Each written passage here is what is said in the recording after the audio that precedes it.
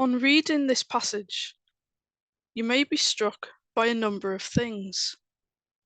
Firstly, the number of people who were involved in the night's events.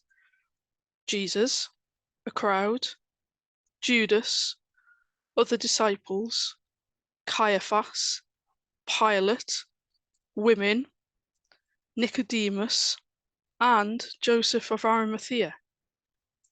Some have a larger role than others, and yet each of them make a difference. Secondly, things seem to come in threes.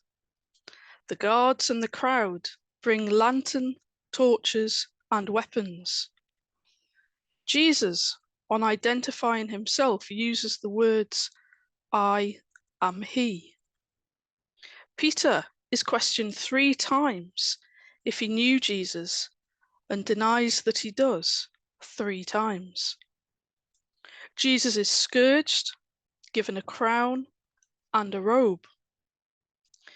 If you look closely, you can also see that 3 verses have been given to the death of Jesus. This pattern of 3 led me immediately to think of the Trinity and how the Trinity is involved in these events. The regular pattern of the 3 things brings comfort and a rhythm to the reading of the passage. In a strange way, on reading the passage, I felt closer to God through the Trinity.